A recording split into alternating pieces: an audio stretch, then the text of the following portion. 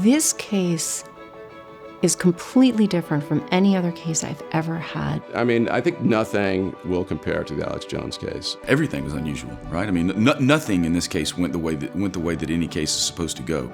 It's not like any case I've ever had before, and I'm sure not like anyone I'll ever have again. The only place where, an individual citizen or a group of citizens can come and demand justice and be treated as equals is the courtroom.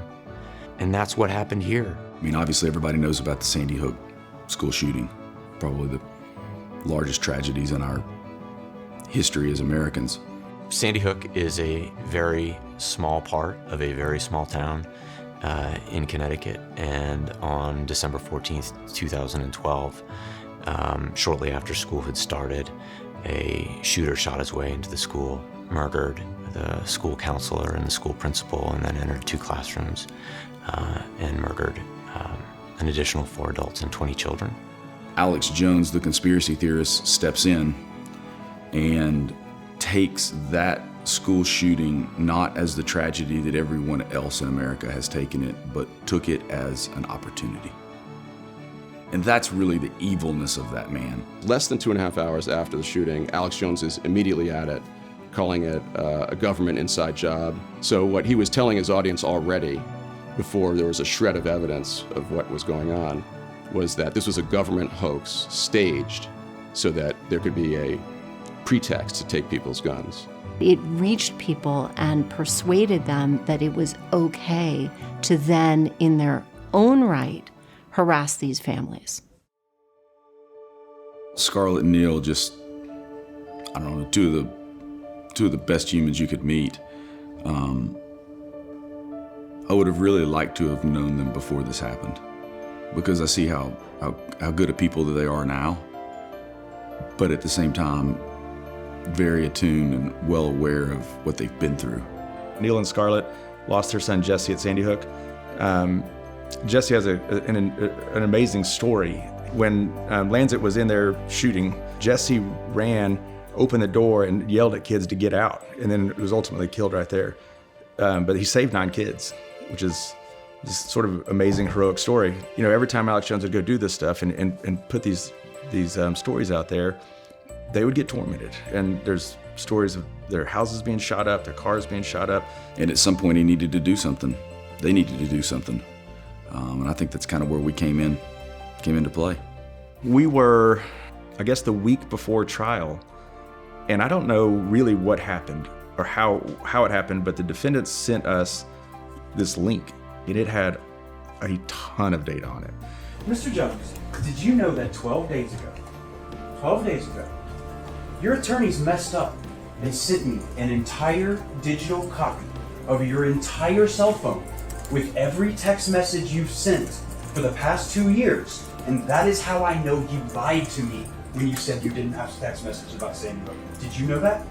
I told you the truth. This is your Perry Mason moment. I gave them my phone, and then... Mr. Jones, you need to answer the question. No, Did you know this happened? Interaction with him on the cell phone records. I mean, it's probably going to be one of the most famous cross-examinations in history, more or less, of the last year. My partner Wes was going to put on Scarlet on the stand, and he'd been working with her for a long time. I mean, he spent days and days and days. And so Scarlet got on the stand in the morning and was pretty nervous, you could tell. I think we took, I don't know if it was a break or lunch, but when we came back, Alex Jones was there, and it just changed everything with Scarlet. Having a 6-year-old son shot in the forehead in his first grade classroom is unbearable. Unbearable. You don't think you're going to survive.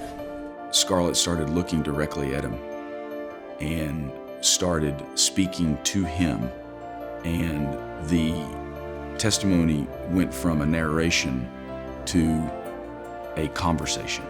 To have someone on top of that perpetuate a lie, that it was a hoax, that it didn't happen, it was a false flag, that I'm an actress. Then you get on and you say, oh, sorry, but I know actresses when I see them. Do you think I'm an actress? No, I don't think you're an actress. No, you can't talk right now. Sorry. I don't know that I'm ever going to have a better moment of testimony and trial, to be honest with you.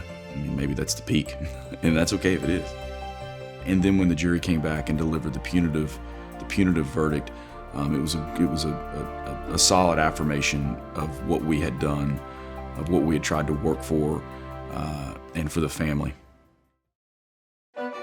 Lafferty versus Jones is a case brought by 15 plaintiffs, 14 family members of people who died in the Sandy Hook Elementary School shooting, and 1 first responder to that shooting. And it's a case brought against Alex Jones and his companies for the lies he told about the shooting and specifically about them. One of the things that we felt was really important in this case was to show that Alex Jones isn't just a guy with a microphone. He is a guy with a business that is designed to further his reach. His audience grew by about 50% from what we can tell after Sandy Hook. So this was a story he couldn't quit. It was too profitable. What we wanted to do was create an atmosphere in the courtroom where Alex Jones revealed himself to the jury, revealed who he really was, kind of the rot at the core of who he is. And so we did that by forcing him to really reckon with the fact that the people he had been lying about for 10 years were actual people sitting in the courtroom just 20 feet from him. Robert Parker's sitting right here. He's real, isn't he? Yes? And for years, you put a target on his back, didn't you? Just like you did every single parent and loved one sitting here, didn't you? I legitimately thought it might have been staged, and I stand by that, and I don't apologize for it. Alex Jones went on air while the case was pending and threatened my law partner, Chris Maddie, said he wanted to put his head on a pike and offered $1 million bounty. It was outrageous, and it was criminal. And of course, if Alex Jones puts a bounty on a specific individual's head, it exposes that individual to great risk. On the whole, I thought that it was a moment where Alex Jones really revealed just how nervous he was about this litigation. And it was good to see that. The thing that will stand out always for me in my career, the moment in this case, is I was sitting between Josh and Chris, and the verdict was coming back. It was all three of us, had a very emotional reaction to it. Total fair, just, and reasonable damages to plaintiff Robert Parker and against Alex Jones and Free Speech Systems at line A and line B, total $120 million, initialed by juror number 1. The families, after all they went through, had finally gotten back at this bully. In our country, courts really are the last refuge for people who have nowhere else to turn. The fact that it was so heavily covered in the news further supported this idea that the truth is now being out there, that Sandy Hook is real, and now the world knows it. I think this is a perfect example of the system working the way it was designed to work.